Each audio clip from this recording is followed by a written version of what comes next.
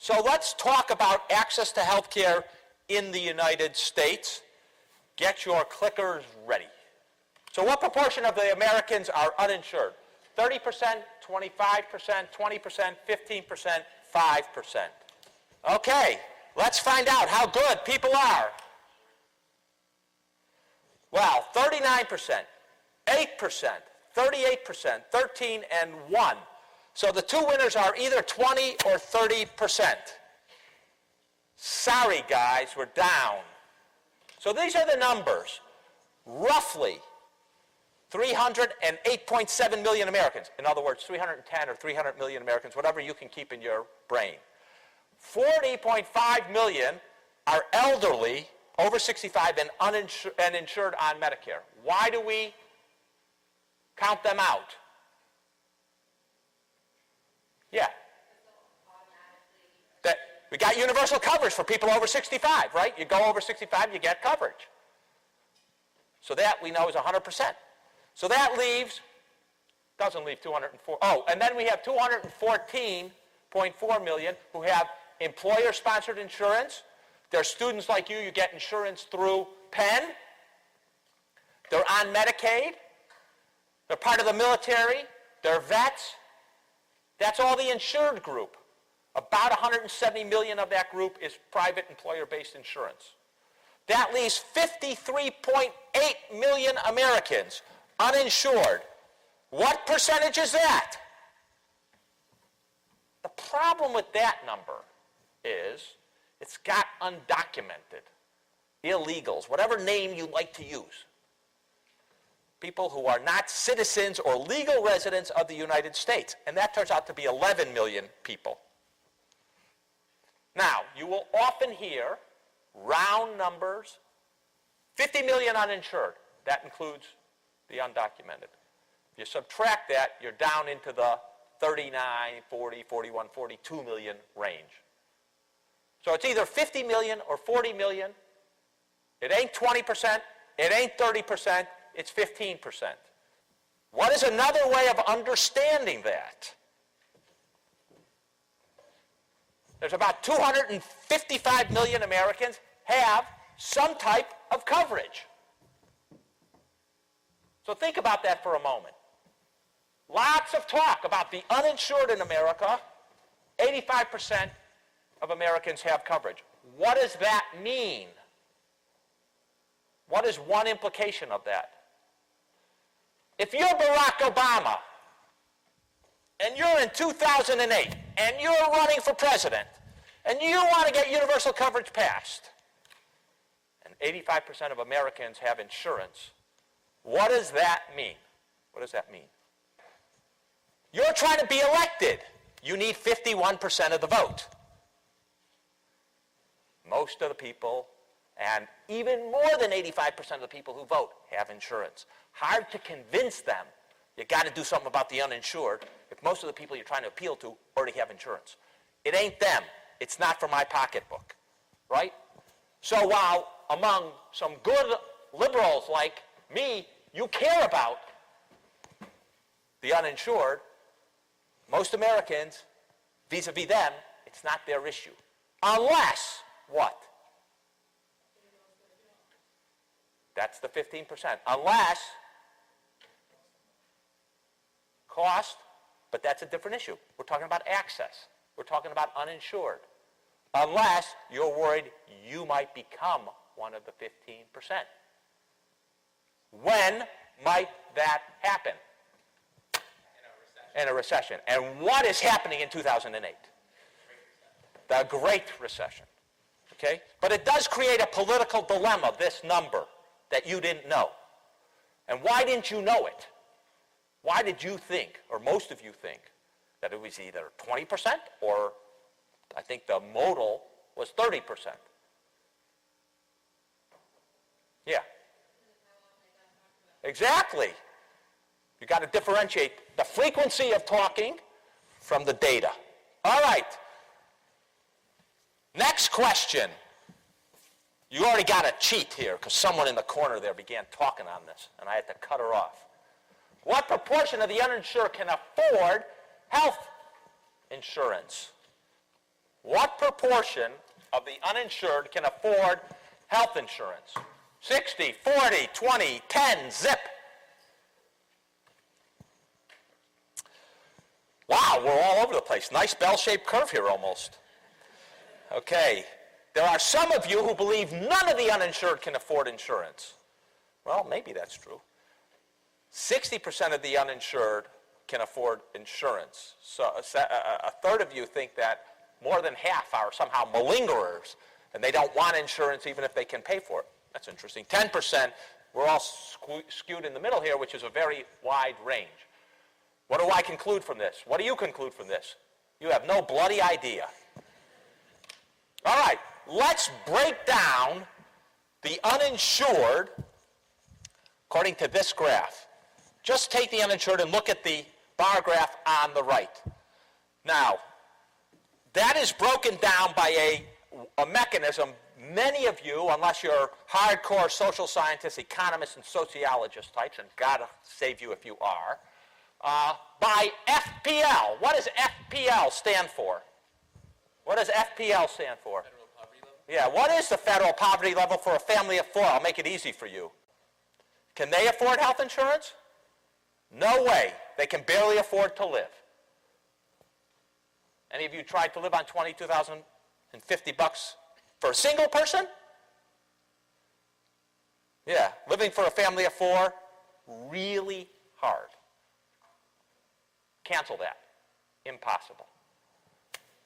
100 to 250% FPL. What's that number? 22,002? Very good math. 55,000. Can they afford health insurance? Can they afford health insurance? Why not?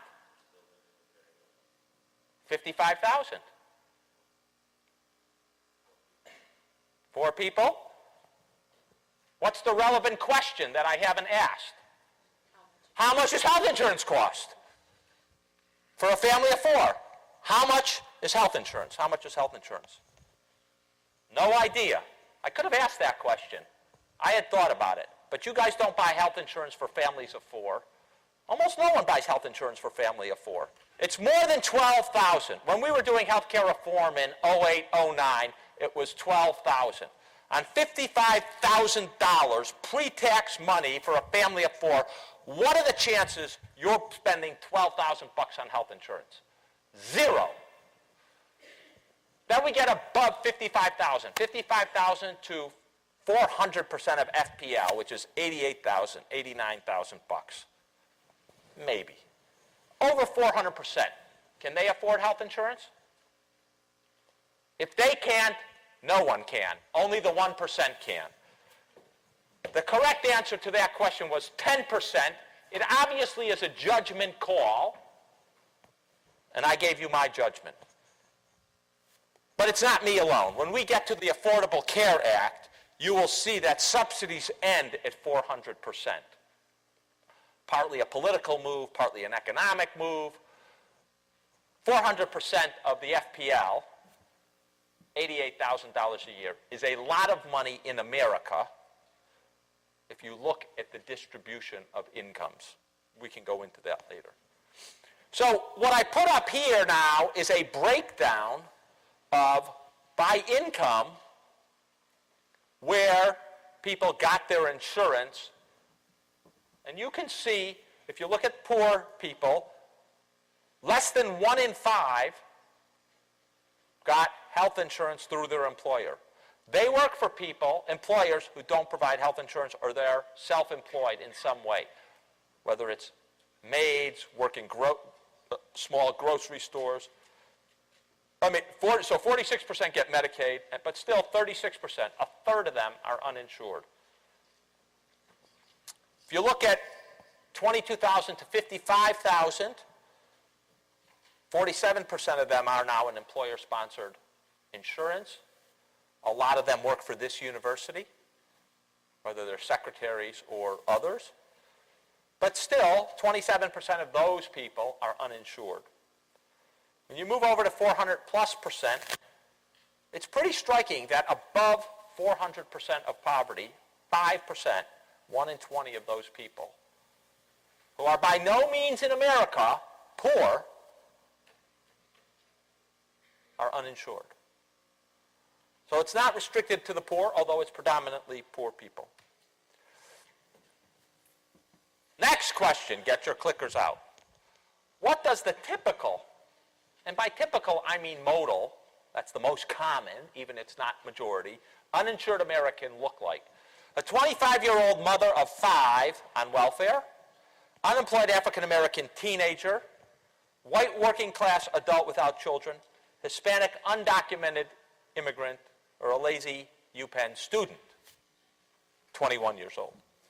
So, the typical uninsured in the United States is what you are going to be when you leave college.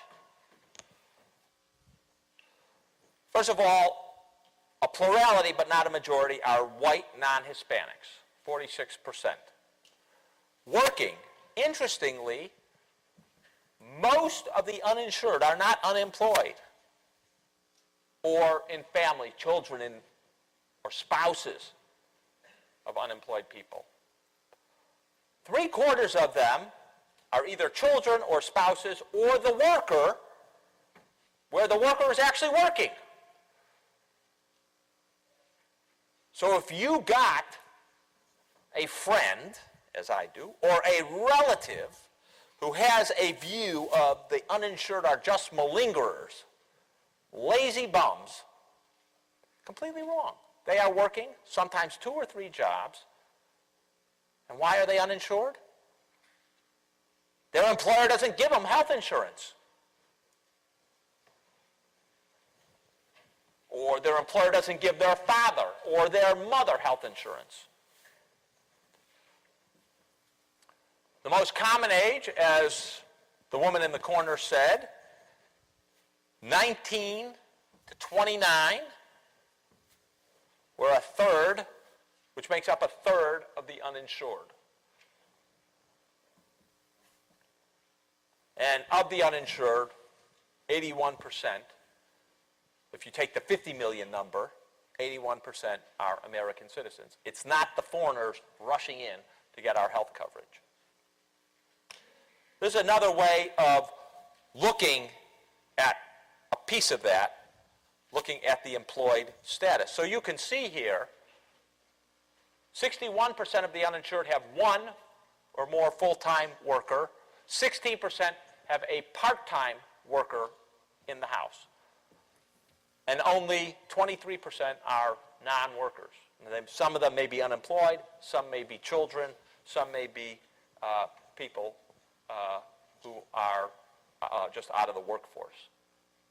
So what you can see here is we don't have a situation in this country, I'll get to you in a second, in this country where most of the uninsured are not at least somewhat gainfully employed. So here's the numbers, and by the way, these numbers are slightly different than the numbers I had shown you before. They rearranged. Not everyone reports it the same way. You can see here, first of all, that among young kids, 0 to 18, not a reasonable uninsured rate. That percentage, by the way, is not of the whole population. That percentage is of the uninsured. So not a big number of uninsured kids. Why is that? So we got 2 public programs, Medicaid and CHIP, Children's Health Insurance Program, passed during the Clinton era that covers children. Not all kids are covered, but most are, and then the rest of them have coverage through their parents' insurance. You can see that a big portion are 35 to 54. If you take 2 decades, you're going to get a big portion of them. Not that many older people getting close to retirement.